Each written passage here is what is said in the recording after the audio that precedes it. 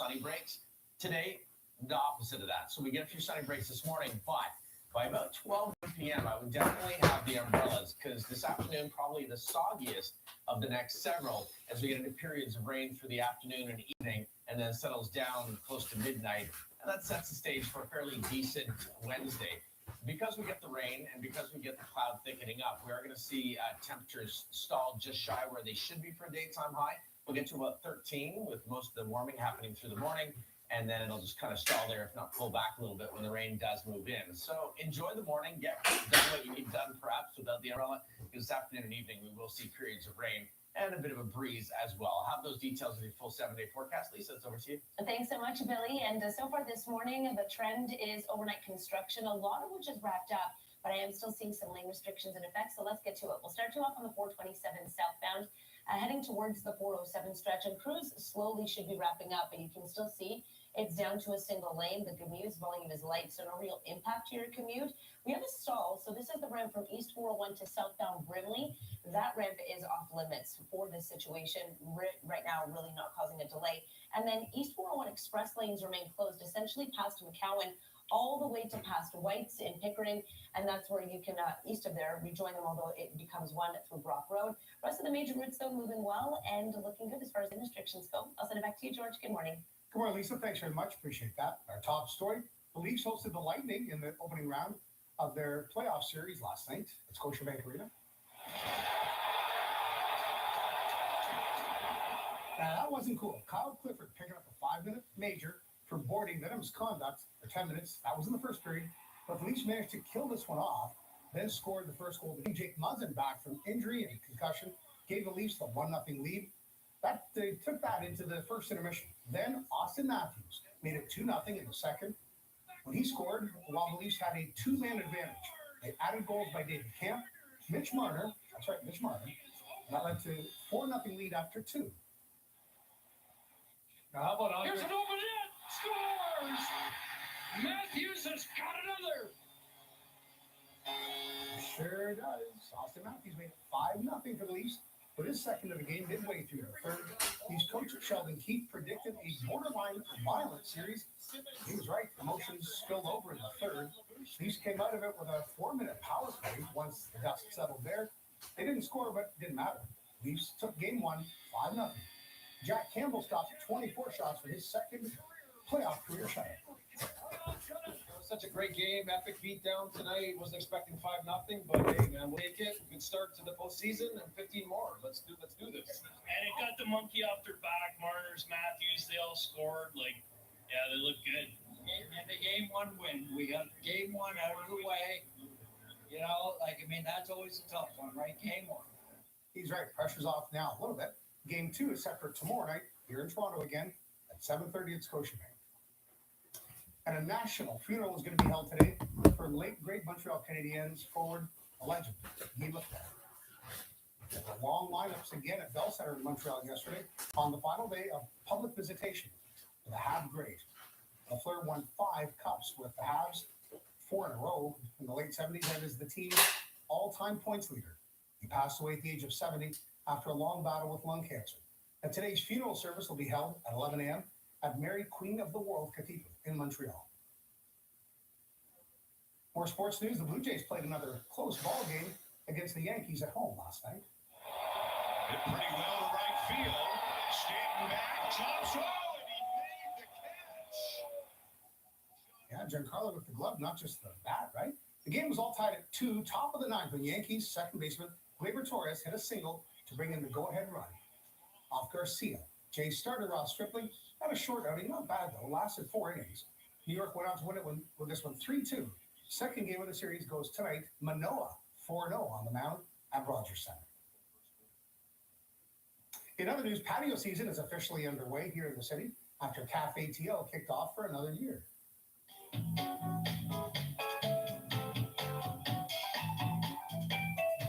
More than 1,000 curb, lane, and sidewalk patios will be installed. That'll help restaurants and bars to increase revenue after 2 years of pandemic closures. Toronto is also focusing on permits for parking lots and other private property to give businesses across the city a chance to offer more outdoor dining and make a buck. both the hospitality, food service, and the music businesses were among the hardest hit. Live music, there weren't very many places to play because people couldn't go to those places. And so they faced tremendous challenges. And we began Cafe TO not so much about music, although this is one of the pleasant additions that has come from a couple of years' experience. But we did it to try and help people so they could get out, because a lot of them were feeling incredibly confined about being in their own places, but also to help, of course, these hard-hit food businesses and bars that were really suffering by sometimes the lack of willingness of people to go inside, but as often as not because government regulations said they couldn't dine inside, just for example. Cafe TO will run alongside the expanded amplified live music on Patio's program. Residents will be able to enjoy some good outdoor music in an establishment in 8 city wards, up from 4 last year. Big news south of the border. A draft opinion suggests that the Supreme Court could overturn Roe versus Wade.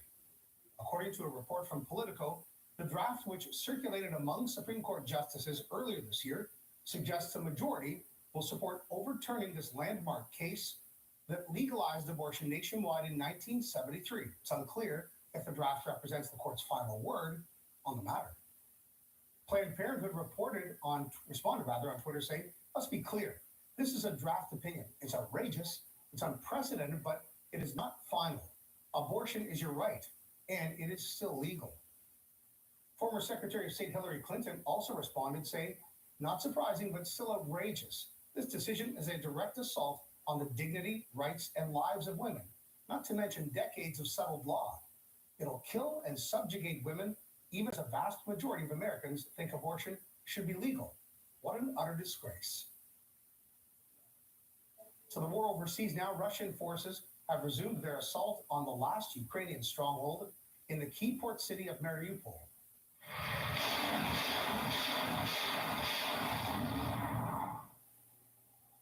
Ukrainian troops defending a sprawling steel mill say they are coming under fire from the ground, air, and sea. Russia paused its bombardment briefly over the weekend to allow some civilians holed up in the plant to get out. The mayor of Mariupol says more than 200 civilians still remain in the facility, while about 100,000 remain in the city itself, which has seen some of the worst suffering of the war so far. Ukrainian authorities say a Russian missile attack struck the Black Sea port of Odessa, killing a teenager and injuring another. A residential building as well as a church were badly damaged in the blast. A bridge just west of Odessa, which had already been hit by Russian fire, was also destroyed. It provides the only railway connection and the key highway link to areas west of Odessa. Back home, police are investigating after shots were fired near Albion and Islington. Officers responded to the sound of gunshots near an address on Tandridge Crescent at around 11 o'clock last night. They arrived to find some shell casings outside of the building, but no injured persons. No suspect information has been released yet either. And police are also investigating a suspicious death near Bloor and Castlefrank. They say that a body was discovered near a construction site at Castlefrank Road and Dale Avenue around 4:45 yesterday afternoon. Now, police say the circumstances of the death appear suspicious. Right now, there's no word on the person's age, gender, or how they may have died. And police say a suspicious item was tossed into a building at Bathurst and Bloor yesterday. They say the item was tossed through the window of a barber shop and the building had to be evacuated. Officers trained in chemical, biological, and explosive threats came to respond to the scene. They sent in a bomb robot to assess the situation, but the item was eventually deemed not dangerous. Toronto police have arrested one of this country's most wanted fugitives. 22-year-old Emmanuel Ross has been charged in connection with an armed robbery at an ATM filling business near Dixon Road and Carlinview Drive.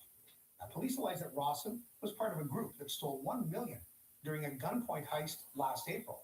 He was ranked number 23 on the BOLO program's list of Canada's 25 most wanted suspects. Rawson is charged now with 7 offenses, including robbery with a firearm. Members of a major construction union in the GTA have gone on strike. Liuna Local 183 represents workers in residential construction. That includes both high-rise and low-rise housing across the region. 15,000 workers are now off the job, including framers, tile and hardwood installers, and those that are involved in high-rise forming. They're looking for better pay and improved worker rights from contractors' associations. It was a frustrating day for travelers at Pearson Airport and other airports across the country, thanks to delays at security screening points. That's being blamed on staffing shortages at the Canadian Air Transport Security Authority, CATSA. The advice for passengers: check the status of your flight before you leave home for the airport and arrive early. Flying for about an hour and 15 minutes now. It's crazy. Like I'm going to Ottawa, and my flight boards in like half an hour. So hopefully I make it. I missed my flight. It's cost me another $900 to get the next flight today at 4 p.m. So, yeah, definitely frustrating for sure. It's the longest line I've seen. It's huge. It's the first time I've ever seen something like this. In other news, we can expect to see another rise in the gas price this week in the GTA. According to gas price watchdog Dan McTagg, the price of fuel is expected to go up 4 cents on Wednesday to about $1.90.9 a liter. This would tie the all-time high record that we hit back on March the 10th. The stars were out to shine on the Met Gala red carpet last night. This year's theme was Gilded Glamour. Canadian Ryan Reynolds and his wife Blake Lively were the co-chairs for the event, the first full-scale event in 3 years. Lively wore a grand Versace gown with her husband in a brown velvet suit. Many celebs donned black and white, while others paid homage to the old New York with 19th century looks. All right, time for a short break here on CP24 Before Breakfast. Stay with us. When we come back, we'll check in with John Moore from News Talk Radio 1010. See what everybody's talking about today. Stay with us.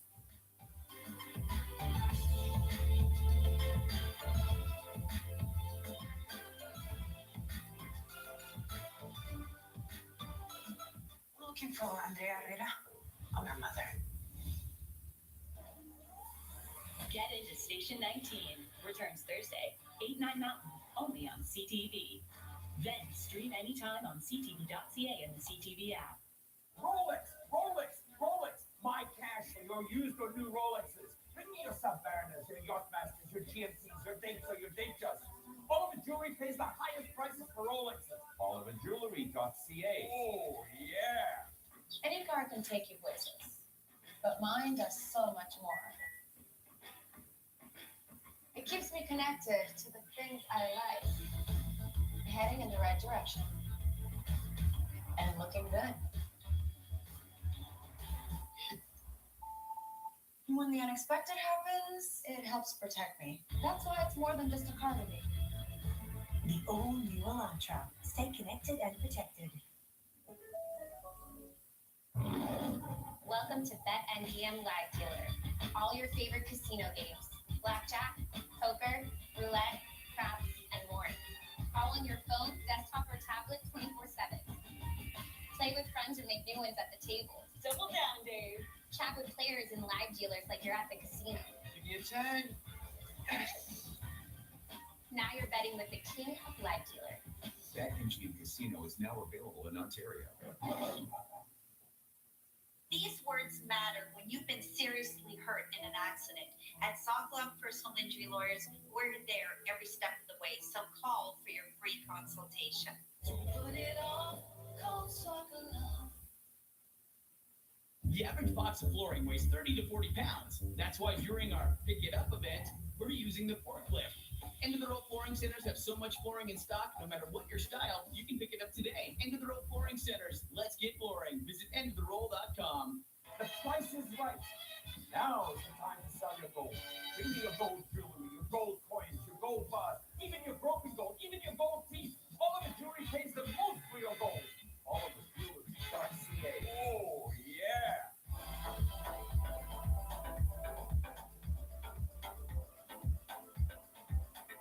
You listen closely, you can hear the birds chirping, saying, "Hit the snooze button."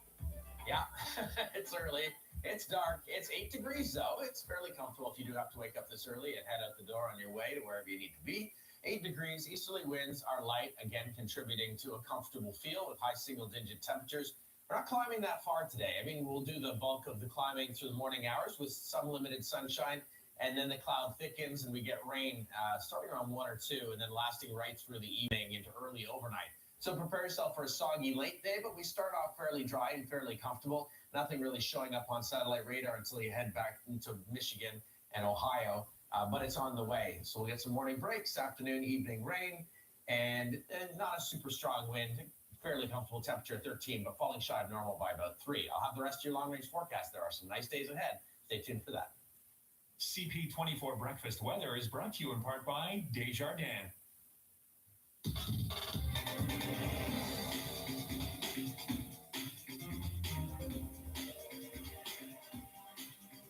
Time now to say good morning to John Moore, News Talk Radio 1010, see what everybody's talking about. Good morning, John. Good morning, George. Nice to see you. Happy Tuesday. Likewise, John. Well, gotta start here. The Buds blast the Bolts in game 1.